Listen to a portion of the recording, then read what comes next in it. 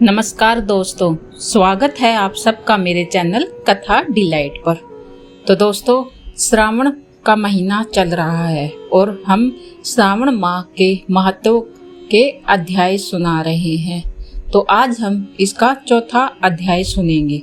इससे पहले मैं 3 अध्याय पहले ही अपलोड कर चुकी हूँ। कृपया आप मेरे चैनल पर जरूर विजिट कीजिएगा। तो आज शुरू करते हैं हम श्रावण माह का महत्व का चौथा अध्याय। धारणा, पारना, मासोपवास व्रत और रुद्रवती व्रत वर्णन में सुगंधा का आख्यान। शुरू करते हैं। ईश्वर बोले, हे संत कुमार, अब मैं धारण पारण व्रत का वर्णन करूंगा। प्रतिपदा के दिन से ही आरंभ करके सर्वप्रथम पुण्य वाचन करना चाहिए।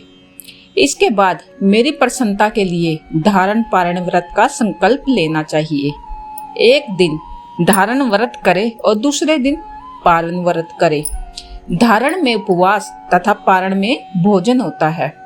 श्रावण मास के समाप्त होने पर सबसे पहले पुण्य वाचन कराना चाहिए। इसके बाद हे मानद, आचार्य तथा अन्य ब्राह्मणों का वरण करना चाहिए। तत्पश्चात पार्वती तथा शिव की श्रवण निर्मित प्रतिमा को जल से भरे हुए कुंभ पर स्थापित कर रात में भक्ति पूर्वक पूजन करना चाहिए तथा पुराण श्रवण आदि के साथ रात भर जागरण कराना चाहिए। प्रातःकाल अग्नि स्थापन करके विधि पूर्वक होम कराना चाहिए। त्र्यंबक इस मंत्र से तिल मिश्रित भात की आहुति डालनी चाहिए। उसी प्रकार शिव गायत्री मंत्र से घृत मिश्रित भात की आहुति डाले। पुण्य षडाक्षर मंत्र से खीर की आहुति प्रदान करे। तदनंतर पूर्णाहुति देकर होम शेष का समापन करना चाहिए। इसके बाद ब्राह्मणों को भोजन कराना चाहिए तथा साथ ही आचार्य की पूजा करनी चाहिए। हे महाभाग, इस प्रकार से उद्यापन संपन्न करके मनुष्य ब्रह्म हत्या आदि पातकों से मुक्त हो जाता है। इसमें कोई संदेह नहीं है। अंततः इस व्रत को महाव्रत को अवश्य करना चाहिए। हे मुनि, अब श्रावण मास में मास उपवास की विधि को आदर पूर्वक सुनिए। प्रतिपदा के दिन प्रातःकाल इस व्रत का संकल्प ले। स्त्री हो या पुरुष, मन तथा इंद्रियों को नियंत्रित करके इस व्रत को करें। अमावस्या तिथि को लोक का कल्याण करने वाले वृष ध्वज शंकर की अर्चना पूजा षोडश उपचारों से करें। तदंतर अपनी सामर्थ्य के अनुसार वस्त्र और अलंकार आदि से ब्राह्मणों का पूजन करें, उन्हें भोजन कराएं तथा प्रणाम करके विदा करें। इस प्रकार से किया गया मास उपवास व्रत मेरी प्रसन्नता कराने वाला होता है। तो हे संत कुमार, मनुष्य को सभी सिद्धियां प्रदान करने वाले लक्ष्य संख्यापित परिमित रुद्रवर्ती व्रत के विधान को सावधान होकर सुनिए। अत्यंत आदर पूर्वक कपास के 11 तंतुओं से बत्तियां बनानी चाहिए। वे रुद्रवर्ती नाम वाली बत्तियां मुझे प्रसन्न करने वाली है। मैं श्रावण मास के भक्ति पूर्वक डिवोन के देव गौरीपति महादेव का इन 1 लाख संख्या वाली बत्तियों का निरांजन करूंगा। इस प्रकार श्रावण मास के प्रथम दिन विधि पूर्वक संकल्प करके महीने भर प्रतिदिन शिवजी का पूजन कर 1000 बत्तियों से निराजन करे और अंतिम दिन 71,000 बत्तियों से निराजन करे तथा प्रतिदिन 3000 बत्तियां आदर पूर्वक अर्पण करें और अंतिम दिन 13,000 बत्तियां समर्पित करें। एक ही दिन सभी 1 लाख बत्तियों को मेरे समक्ष जलाएं। प्रचुर मात्रा में घृत में भिगोई जो सिंगत बत्तियां होती है वो मुझे अत्यंत प्रिय होती है। तत्पश्चात मुझ विश्वेश्वर का पूजन करके कथा को सुने। संत कुमार बोले, हे देवादिदेव, हे जगन्नाथ, हे जगदानक, कारक, कृपया करके आप मुझे इस व्रत का प्रबंध बताइए। हे प्रभु, इस व्रत को सर्वप्रथम किसने किया था और इसके उद्यापन की क्या विधि होती है? तो ईश्वर बोले, हे ब्रह्मपुत्र, व्रतों में उत्तम इस रुद्रवर्ती व्रत के विषय में सावधान होकर सुनिए। यह व्रत महापुण्यप्रद, सभी उपद्रवों का नाश करने वाला, प्रीति तथा सौभाग्य देने वाला, पुत्र पौत्र समृद्धि प्रदान करने वाला, व्रत करने वाले के प्रति शंकर जी की प्रति उत्पन्न करने वाला तथा परम पद शिवलोक को देने वाला है। तीनों लोकों में इस रुद्रवर्ती के समान कोई उत्तम व्रत नहीं है।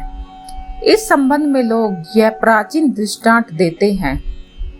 दीक्षप नदी के रम्य तट पर उज्जैनी नामक सुंदर नगरी थी। उस नगरी में सुगंधा नाम की एक परम सुंदरी विरागना थी।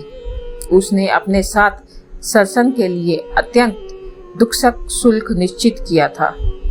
100 श्रवण मुद्रा देकर सत्संग करने की शर्त रखी थी। उस सुगंधा ने युवकों तथा ब्राह्मणों को भ्रष्ट कर दिया था।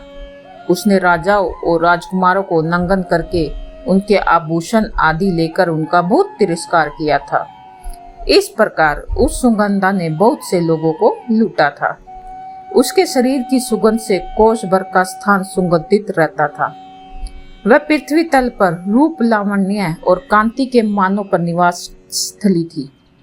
वह 6 रागों और 36 रागणियों के गायन में तथा उनके अन्य बहुत से भेदों की गान क्रिया में अत्यंत ही कुशल थी। वह नृत्य में रंभा आदि देवनागनियों को भी तिरस्कृत कर देती थी और अपने एक एक पग पर अपनी गति से हाथियों तथा हंसों को उपवास करती थी। किसी दिन वह सुगंधा कटाक्षों तथा भो चलान के द्वारा काम बाणों को छोड़ती हुई क्रीड़ा करने के विचार से शिप्रा नदी के तट पर गई। उसने ऋषियों के द्वारा सेवित मनोरम नदी को देखा। वहां कई विप्र ध्यान में लगे हुए थे तथा कई जप में लीन थे, कई सिरवाचन में रत थे तथा कई विष्णु के पूजन में तल्लीन थे।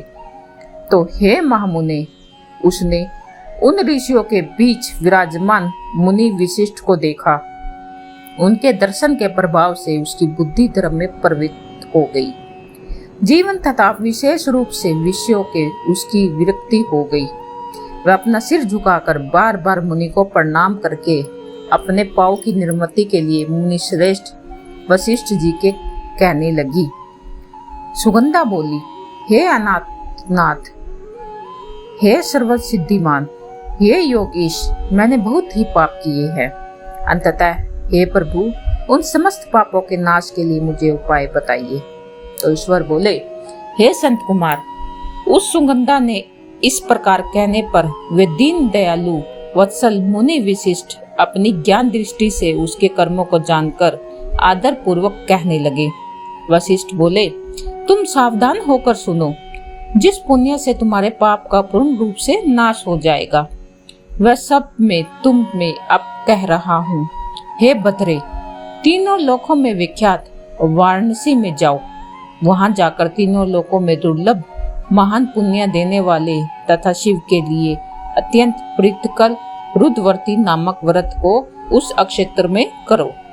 हे बतरे, इस व्रत को करके तुम परम गति प्राप्त करोगी। तो ईश्वर बोले, तब उसने अपना धन लेकर सेवक तथा मित्र सहित काशी जाकर वशिष्ठ के द्वारा बताए गए विधान के अनुसार व्रत किया। इस व्रत पर प्रभाव से वह शरीर पर शिवलिंग में विलीन हो गई। हे संत कुमार, इस प्रकार जो स्त्री इस परम दुर्लभ व्रत को करती है, वह जिस जिस अविशिष्ट पदार्थ की इच्छा करती है, उसे निसंदेह वह प्राप्त होता है। हे सुरवत, अब आप मणिकैवर्तियों का महत्व को सुनिए। हे विपेंद्र, उन मणिकैवर्तियों के व्रत से स्त्री मेरे अर्ध आसन की अधिकारिणी हो जाती है और महाप्रलय पर्यंत वह मेरे लिए प्रिय रहती है। अब मैं इस व्रत की संपूर्णता के लिए उद्यापन का विधान बताऊंगा। चांदी की बनी हुई नंदीश्वर की मूर्ति पर आसीन सुब्रह्मण्य भगवान शिव की पार्वती सहित प्रतिमा को लेकर कलश पर स्थापित करना चाहिए और विधि के साथ पूजन करके रात्रि में जागरण कराना चाहिए। इसके बाद प्रातः काल नदी में निर्मल जल में विधि पूर्वक स्नान करके 11 ब्राह्मणों सहित आचार्य का वरण करना चाहिए। तत्पश्चात रुद्र सूक्त से अथवा गायत्री से अथवा मूल मंत्र से घृत, खीर, बिल्व पत्रों का होम कराना चाहिए। इसके बाद पूर्णा हेतु होम करके आचार्य आदि की विधिवत पूजा करनी चाहिए। सप्तकालीन 11 उत्तम विप्रों को भोजन कराना चाहिए।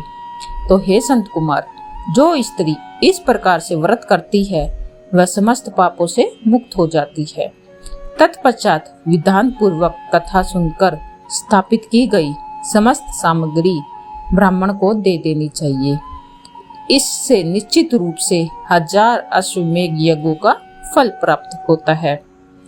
इस प्रकार श्री स्कंद पुराण के अंतर्गत ईश्वर संत कुमार संवाद में श्रावण मास महत्व में धारणा, पारणा, मासोपवास, रुद्रवर्ती कथन नामक चौथा अध्याय भी आज पूर्ण हुआ।